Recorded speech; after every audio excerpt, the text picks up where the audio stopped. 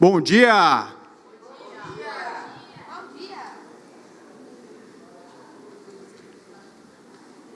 Quem aqui tem medo de falar em público? O que vocês sentem? Calafrio? Tremedeira? Suor? Eu tô com a mão toda suada. Estava ali com a minha esposa ali, de mão dada, minha mão estava escorrendo ali. Estou me tremendo por dentro. Estou nervoso. Estou com vontade de sair correndo aqui do palco. E até hoje de manhã eu fui dar uma corrida para eu perder um pouco dessa vontade de sair correndo aqui. Então agora eu já estou mais cansado, estou mais relaxado para a gente fazer a nossa palestra. E assim como eu estou me sentindo nesse exato momento, eu tenho certeza que muitas pessoas em todo o mundo sentem a mesma coisa que eu estou sentindo. Meu nome é Joanir, sou esposo da Kathleen, te amo. Minha parceira de vida há 17 anos, nós construímos uma linda família. Sou pai do Eduardo, o Dudu, de 7 anos, da Sofia, de 3 anos. Sou também policial militar, sou tenente-coronel da polícia. E hoje nós vamos falar sobre o medo de falar em público ou o medo de falhar em público. Eu falei que eu estou me sentindo nervoso, estou com as mãos suadas, eu estou ansioso. Eu fiquei durante muito tempo preparando essa palestra, treinando, retreinando e retreinando e tentando pensar em tudo que eu ia falar aqui no palco. Isso me ajudou, porque quando eu era esse menino fofo da foto, com esse sorriso largo, eu era mais introvertido. Aqui eu tinha 7 anos, eu estava na 2ª série, e observem que aqui tem o nome da professora Rosiane. Professora Rosiane, ela era muito querida, espero que ela não esteja aqui no evento, né, um evento de educação, talvez ela esteja por aí, mas a professora Rosiane, ela adorava mandar fazer trabalho em casa. Talvez alguns aqui não sejam dessa época, mas eu tinha que sentar praticamente todo dia para fazer as tarefas de casa na mesa da sala, e eu tinha que pesquisar em livros, jornais, revistas, enciclopédia. Não existia ChatGPT, não existia Google, não existia YouTube para aprender as coisas. A gente tinha que pesquisar. E além de pesquisar, a gente tinha que escrever o trabalho numa folha de papel almaço. Já ouviram falar em papel almaço? Uma folhinha branca com linhas, eu tinha que sentar, escrever, e a minha mãe era professora. E sendo professora, ela era muito exigente nas tarefas de casa, nos trabalhos. Se eu errava, se fazia uma letra feia, ela mandava refazer, porque ela dizia, você tem que fazer bonito para a professora.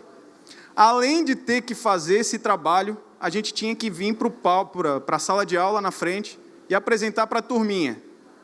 E vocês sabem como é que é criança, né? Toda turminha tem aqueles amiguinhos que ficam rindo, ficam fazendo piadinha quando a gente está fazendo o trabalho, apresentando o trabalho.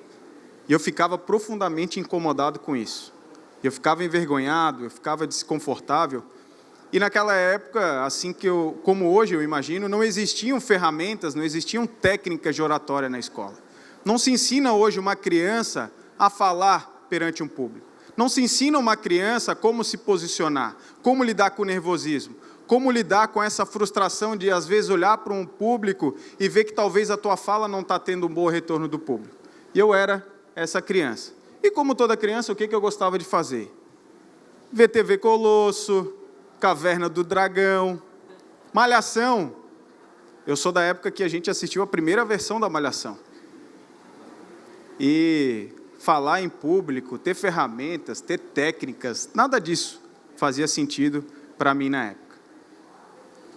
Só para vocês terem uma ideia, em 2014, um jornal britânico, ele fez uma pesquisa na Inglaterra e foi descoberto que as pessoas têm mais medo de falar em público do que o medo de problemas financeiros e até mesmo da morte.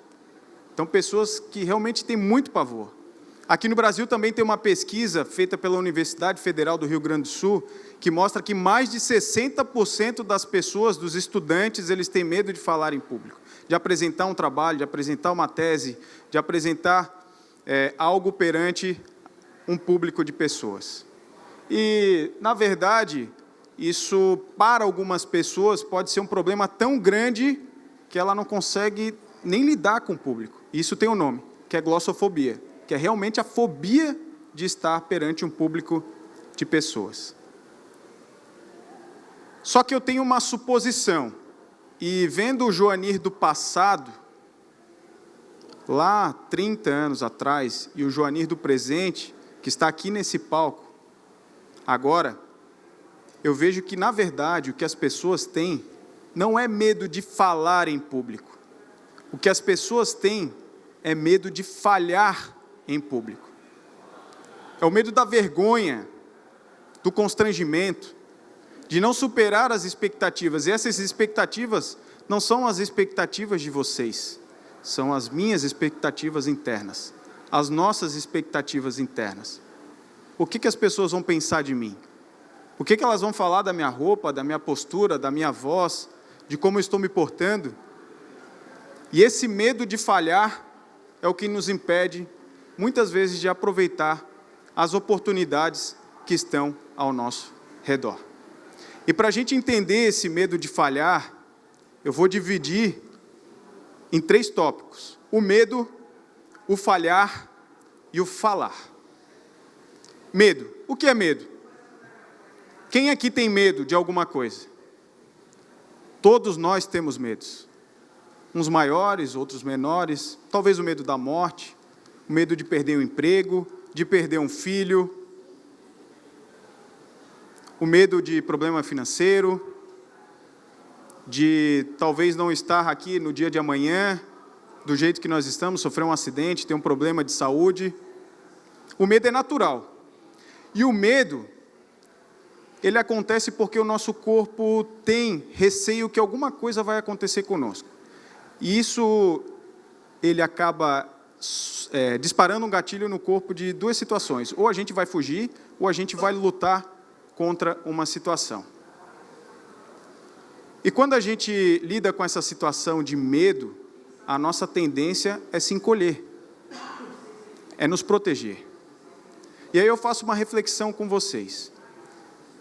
Se eu estou com medo, significa que eu identifiquei que alguma coisa está causando um perigo, ou uma sensação de perigo.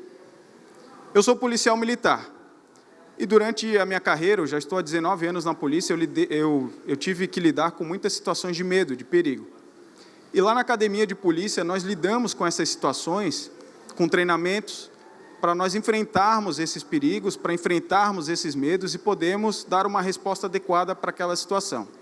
Então, nós passamos lá por treinamentos de tiro, treinamentos de técnicas policiais, para quando a gente for lidar com uma situação real de perigo, de alguém querendo tirar a nossa vida, ou alguém querendo tirar a vida de alguém, a gente possa, mesmo com medo, agir da forma correta, da forma técnica.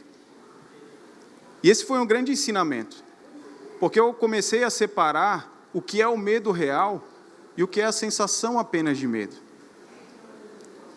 Quando nós lidamos com uma situação de perigo real na vida, nós temos que ter medo, sim, mas nós temos que dominar esse medo e enfrentar aquela situação.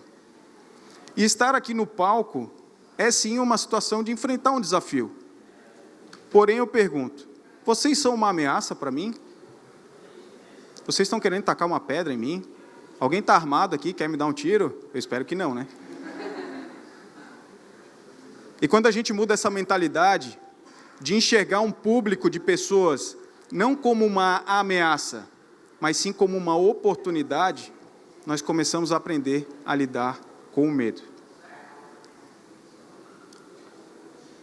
Recentemente nós compramos um livro para o Dudu, e aí a gente estava lendo, e a Kathleen que comentou isso comigo.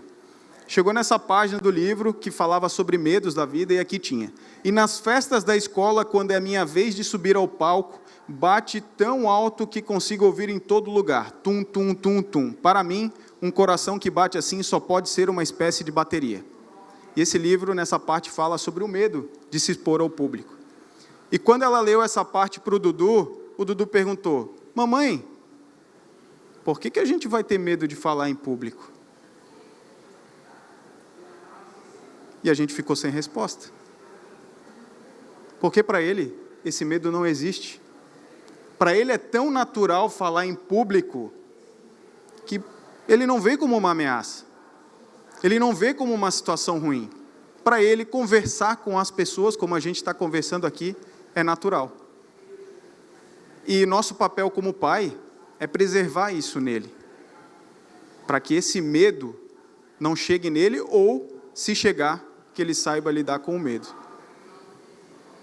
E agora eu entro no tópico de falhar. O que é falhar? Falhar é errar. A gente não alcançar aquilo que a gente deseja, a gente planejou, não alcançou, falhamos no processo. E quando a gente entra na falha, a gente entra num ponto muito profundo do nosso ser. Ninguém gosta de errar. Ninguém gosta de ter que assumir o seu erro. E falhar, pelo menos para nós, aqui no Brasil, é algo muito ruim. Mas nós sempre vamos falhar. E nós sempre vamos ter que lidar com as falhas, com os erros, para tentar aprender com esse erro e melhorar. E a maior lição sobre falha que eu tive foi em Israel. O ano passado, eu estive em Israel, fazendo uma visita institucional de trabalho pela polícia, e lá nós conhecemos vários setores daquele país. Israel é um país pequenininho. Ele tem o tamanho do Sergipe, que é o nosso menor estado do país, com a população de Santa Catarina.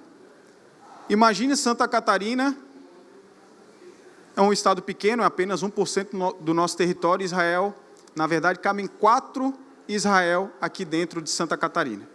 Então é um país muito pequeno. Mas eles têm uma cultura muito forte de inovação, tanto que eles são conhecidos como a Startup Nation, a nação startup. Israel tem a taxa de sobrevivência de startups o dobro do restante dos países. Enquanto a média mundial é 2%, a taxa de sobrevivência das startups lá é 4%. Israel tem mais empresas listadas na bolsa da Nasdaq, que é a bolsa americana de valores, do que todos os países da União Europeia juntos, 27 países da União Europeia. Lá temos as maiores economias mundiais, e um país do tamanho de Sergipe, com a população de Santa Catarina, tem mais empresas listadas na Bolsa de Valores da Nasdaq do que toda a União Europeia junto. E lá em Israel, eles têm um ditado, que é o fail fast, que é erre rápido. Você tem que errar rápido, aprender rápido, corrigir rápido e crescer rápido. Então a tolerância ao erro lá é muito grande. Desde criança, elas são ensinadas a lidar com esses erros, enxergarem esses erros como oportunidades. E essa foto do Dream Big fica na frente do Centro Pérez de Inovação, que é o maior centro de inovação de Israel, lá que surgem as maiores ideias, as maiores empresas, e tem essa frase lá para sedimentar essa visão de tolerância ao erro. Sonhe grande, pense grande. Aí você começa pequeno, aprende rápido, erra rápido, corrige rápido e chega rápido no seu sonho. E agora eu vou falar sobre o falar. O que é falar? Falar é falar, é se comunicar. Desde a barriga da mãe, o bebê se comunica. Eu lembro que o nosso filho Eduardo e a Sofia, na barriga da Kathleen, sempre quando eu deitava ao lado da barriga e conversava com eles, eles já se mexiam na barriga. Eles respondiam. Sempre quando a Kathleen tocava a barriga, eles respondiam. Era um cotovelo que passava, um joelhinho que passava, e a gente via aqueles movimentos. Mesmo antes de nascer, a gente já se comunica. Um bebê, depois que nasce, ele chora, querendo comida, tetê, querendo tetê. Chora porque está com sono, chora porque está cansado, chora porque está assado. E assim, aos poucos, ele vai aprendendo a nossa linguagem. Até quem não fala, fala. Eu tenho um tio, que ele é surdo-mudo, o tio Ari. E nessa época, eu mostrei ali na foto, com 7 anos, eu comecei a aprender língua de sinais, o alfabeto de sinais, para me comunicar com ele. E era engraçado porque na nossa família tinha um dialeto dos meus tios lá, e às vezes a minha mãe falava assim, ó. E aí meu tio respondia, disse, mãe, o que você falou para ele? Ah, eu falei que fim de semana a gente foi viajar e daí aconteceu tal coisa, tal coisa, tal coisa. Tá, mas tudo isso com 3 sinais, sim. Era a forma deles de comunicação. E eles se entendiam e conversavam dessa forma. E por conta disso, eu aprendi também mais uma linguagem, que é a língua de sinais, para me comunicar com ele. Só que ele falou durante muitos anos esse dialeto. E aí, depois de adulto, que ele encontrou a minha tia, que ela incentivou ele a falar a Libras mesmo, né? A Libras oficial. E aí ele aprendeu a se comunicar em linguagem de Libras. O falar, ele sempre esteve presente. E falar é algo humano, é algo de consciência. Na Bíblia já dizia que no princípio era o verbo. Tudo começou com a palavra. Platão já dizia que a palavra tem o poder de transformar realidades. Freud diz que a palavra é a arma mais poderosa que o homem possui. E até mesmo o grande investidor Warren Buffett falou sobre a importância da comunicação. Tem como liberar aí, colega, por favor? Ou tem um vídeo? Oi? Acho que tem que apertar aí para rodar, por favor. Isso.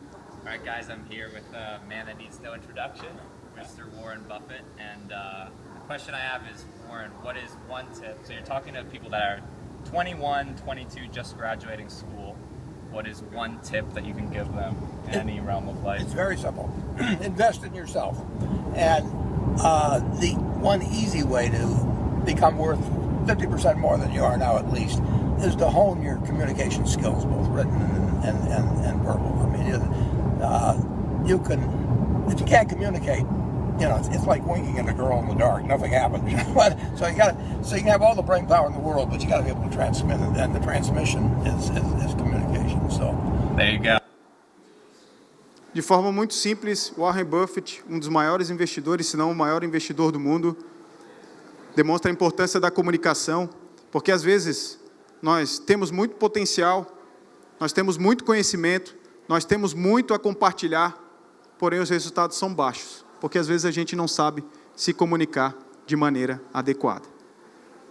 Mas, Joanir, como desenvolver a habilidade de falar em público? Esse é o meu grande desafio. E eu confesso que todo dia eu estou aprendendo um pouco mais. Mas eu vou falar sobre o que é a habilidade. A habilidade, tem um coach que fala sobre isso, que é o Jerônimo Temel, que a habilidade ele é composto por conhecimento, prática e repetição. O que é conhecimento? Ler livros, revistas, fazer um curso. A gente está sendo bombardeado. Nunca na história a gente teve tanto conhecimento disponível como nós temos hoje. E o que é a prática? É a gente pegar esse conhecimento e aplicar na vida real. Utilizar esse conhecimento para o nosso dia a dia. Porém, não basta apenas ter conhecimento e praticar. Nós precisamos repetir, porque a repetição leva à perfeição. E para demonstrar sobre a repetição que leva à perfeição, eu vou contar uma história do meu filho Eduardo. Em 2020, nós fomos viajar para a Ásia, e lá nós conhecemos a Tailândia, Indonésia e Singapura. Em Bangkok, que é a capital da Tailândia, tem um shopping bem grande, a gente foi lá para comer e conhecer, e nós encontramos uma loja da Lego. E o Dudu ficou maravilhado com os Legos. E ele adorou mexer nas pecinhas e montar, e as crianças todas sentadas, mexendo, montando. E ele tinha 2 anos e 8 meses. Aquele menininho ali da foto, lindo. E aí a gente, no último dia, quase já retornando para casa, a gente foi no shopping novamente e ele foi lá e brincou de novo. E nós pensamos, vamos comprar um conjuntinho de Lego para ele ir brincando no avião, porque era muito tempo de viagem, ia dar quase 12 horas até a nossa próxima conexão.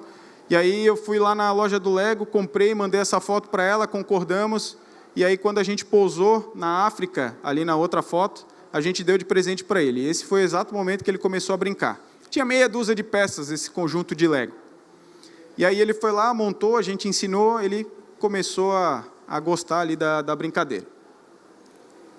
Chegou a pandemia, ficamos reclusos em casa, aí compramos mais um conjunto de Lego, que foi essas pecinhas aqui. E aí ele começou a aprender, a mexer, eu comecei a mostrar para ele os manuais, e ele aos pouquinhos foi aprendendo. Pode liberar o vídeo ali, por favor? E ele começou a fazer as criações dele. Vovô, olha os aviões que eu fiz de Lego. Olha, vovô. 1, 2, 3, um helicóptero. 4, 5. Todos os dias a gente sentava na varanda para montar Lego, durante a pandemia. Não tinha um dia que falhava. Eu já não aguentava mais ficar sentado no chão. Estava quase fazendo yoga, assim, todo dia de perna cruzada, eu já não achava mais posição para ficar, e a gente foi melhorando, desenvolvendo. E aí vieram novos projetos. Veio a Sofia, a nossa bebê, e o Dudu continuou montando Lego. E aí os Legos foram ficando cada vez maiores. E aqui tem o projeto do Titanic dele. Na época ele estava numa vibe de Titanic e assistiu o filme, compramos livros sobre o Titanic, sobre a história, e ele ficou impressionado, e aqui ele montou, né, já um projeto maior do Titanic. Mas não parou por aí. A minha mãe, ela adora viajar também, e ela foi para a Itália, e lá ela comprou um conjunto de Lego para ele. E nós ficamos 1 mês e meio montando esse conjunto. Nós montamos um Titanic de verdade. O maior conjunto de Lego vendido pela loja da Lego. 9.090 peças. Nós começamos final de outubro, metade de outubro, e terminamos dia 29 de dezembro de 2022. E aqui, passados 2 anos, sentando todo dia no chãozinho para montar Lego, ele conseguiu montar praticamente sozinho esse Lego inteiro. Ele já sabe, né, na época ele estava com 5 anos, ele já sabia mas ver os manuais, entender como é que montava, e ele pegava o manual e destrinchava. Até eu tenho que terminar de fazer o vídeo ali, que eu gravei o processo todo de montagem dele. Então, ele conseguiu montar isso daí, porque ele desenvolveu uma habilidade. Começou lá na Tailândia, com aquele avião pequenininho, conhecendo as pecinhas, e todo dia praticando e repetindo, até que a gente chegou a montar um Titanic. E assim é na vida, para tudo. Não tem como a gente montar um Titanic desse do dia para a noite. Não tem como a gente começar uma empresa e já querer que no dia seguinte ela valha milhões, bilhões, que ela seja listada na Nasdaq. Porque tudo é um processo de conhecimento, prática e repetição. E como é que eu montei essa palestra, né? Falando sobre o conhecimento. Na Vox2U, e aqui vou fazer um adendo, isso aqui não é um pitch de vendas, vai parecer um pitch de vendas, mas não é um pitch de vendas. Na Vox2U a gente aprende várias ferramentas para se apresentar em público, para montar uma palestra, para utilizar várias técnicas, várias ferramentas durante uma apresentação. Eu utilizei a estrutura do storytelling. Eu estou contando várias histórias aqui para vocês. Então, eu dividi a apresentação da seguinte forma. Início, para chamar a atenção. Você tem medo de falar em público? Que foi o punch, essa chamada inicial que eu falei com vocês. Depois eu fiz a conexão. Mostrei a minha história. Como que esse medo de falar em público começou. Depois eu trouxe o problema, que eu sentia vergonha, medo, desconforto de falar em frente aos colegas. E, na verdade, eu ainda sinto. Vai passar 20 anos, eu ainda vou continuar sentindo medo de estar aqui. Mas eu vou ter ferramentas, eu vou ter técnicas para lidar com esse medo. E enfrentar o medo. E saber que esse medo não é uma ameaça real. Vocês não vão atirar em mim. Vocês não vão tacar pedra. Vocês não vão me criticar. Vocês estão aqui apenas para escutar o que eu tenho para compartilhar com vocês. Depois, eu mostrei a solução, aprendi que desenvolver as habilidades certas de comunicação, posso controlar meus medos e divulgar minha mensagem ao mundo. E motivar vocês. Se eu conseguir, você também pode. Essa foi a minha estrutura de conhecimento. E a prática. Essa galera bonita da Vox2U, muitos estão aqui, é a nossa prática semanal de estar desenvolvendo, aplicando essas técnicas. Porque não basta saber a técnica. Não basta saber que eu tenho que fazer uma conexão, que eu tenho que fazer um punch, que eu tenho que ter postura corporal, que eu tenho que ter uma entonação de voz, que eu tenho que fazer gestos. Se eu não praticar, eu preciso praticar. E a minha prática semanal é estar na Vox. E repetição, aí vai depender de mim. Ninguém vai repetir por mim. Ninguém vai treinar por mim. Eu preciso repetir. E sobre repetição, a gente vê muitos exemplos de pessoas famosas que só chegaram ao nível que chegaram porque repetiram. Michael Jordan diz que ele errou 9.000 cestas. Ele perdeu mais de 300 jogos. Em 26 finais, em 26 decisões, ele foi o cara que ia fazer a cesta final e ele perdeu a cesta final. Imagina o sentimento de frustração, de derrota, de culpa. Mas ele não encarou dessa forma. Ele aprendeu com o erro e foi melhorando. Foi repetindo e repetindo e repetindo. Michael Phelps tem uma palestra que ele diz: eu treinei todos os dias durante 365 dias do ano, durante 5 anos. Durante 5 anos ele treinou 365 dias. E o que isso significa? Ele disse que se o adversário dele deixasse de treinar um dia, num ano ele ia deixar de treinar 52 dias. Ou seja, o adversário dele ia ter 52 dias a menos de treino, por causa de um dia na semana. Se o adversário dele deixasse de treinar 2 dias, ele ia deixar de treinar 104 dias. Ou seja, o Phelps ia estar 104 dias na frente dele. Esse é o poder da repetição, é o poder da disciplina. Ayrton Senna mentalizava as curvas antes de ir para a corrida. Ele dava uma volta com o carro, conhecia a pista e depois ele mentalizava. Repetia, repetia, repetia, repetia. Cristiano Ronaldo, então, nem se fala. Ele diz que ele não tem talento, mas ele tem muita disciplina. Não tem dia ruim para treino. Todo dia é dia de treino. E é por isso que ele chegou no nível de excelência. E assim é na vida. E tem uma frase que dizem que se você está com medo, vai com medo mesmo. Eu concordo em partes. Eu não entendo dessa forma. Se você está com medo, e a gente falou sobre o medo, você vai estar nervoso, você vai estar despreparado, você não vai estar no controle da situação, e você indo com medo, você pode fazer coisa errada, porque você está agindo por impulso, não pela razão. E eu entendo que, na verdade, se você está com medo, se prepare, dê o seu melhor, e vai com medo mesmo. Aprenda as técnicas, absorva conhecimento, pratique, repita, e aí sim, vá com medo mesmo. Porque num mundo de 7 bilhões de pessoas, certamente muitas pessoas estão esperando para ouvir você. Obrigado.